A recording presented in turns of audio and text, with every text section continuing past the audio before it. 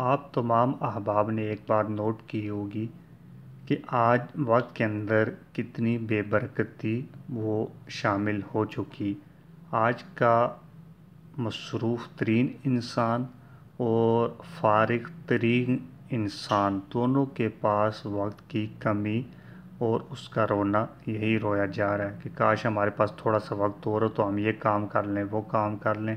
جبکہ اگر ہم اپنے اکابرین کو دیکھیں کہ وقت یہی تھا، گھنٹے 24 گھنٹے یہی تھے، دن رات کے معمولات یہی تھے، لیکن اگر ان کے معمولات کو دیکھیں تو انہوں نے کیسے بڑے بڑے کام کیے، کیسی کتابیں، کیسی تصانیف کی، کیسے درس و تدریس کی، قرآن پاک کا روزانہ ختم، کچھ پارے، پھر اس طریقے سے سیکھنے سکھانے کا سلسلہ، ہر میدان کے اندر انہوں نے اپنی زندگیاں صرف کی، سارے معاملات۔ لیکن آج ہمارے کاموں کے اندر کیوں برکات نہیں ہو رہی؟ آج ہمیں فرصت کیوں نہیں مل رہی؟ باقاعدہ اگر ہمارے پاس وقت ہو بھی ہو لیکن وہ سستی وہ جو ہے وہ ہمارے اوپر کیوں غالب آ رہی کہ جس سستی سے آپ علیہ الصلوۃ والسلام نے بھی پناہ مانگی، وہ سستی ہمارے اوپر کیوں غالب آ رہی؟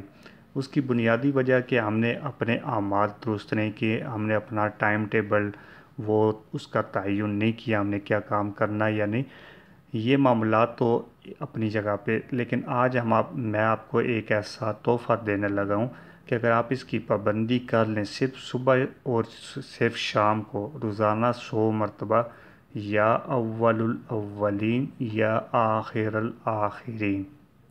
یہ اگر پورا پڑھ لیں تو سب سے بہتر۔ سارے ساتھی دہرا بھی لیں دل کے اندر، یا اول الاولین اور یا آخر الآخرین، یہ پڑھ لیں، یا پھر صرف یا اولو یا آخرو یہ بھی پڑھ سکتے ہیں۔ یہ اگر 100 مرتبہ پڑھ لیں تو پھر آپ خود دیکھیں گے کہ آپ کے کاموں کے اندر کیسی برکات آتی، آپ کی جو سستی اور ہر وقت بے چینی اور کسی کام کا نہ کرنے کا دل چاہنا، یہ سارے جتنی بھی امراض ہیں، باطنی امراض، روحانی امراض، یہ سارے اس سے دور ہو جائیں گے اور آپ کے کاموں کے اندر برکات بھی یہ بھی ہوں گی۔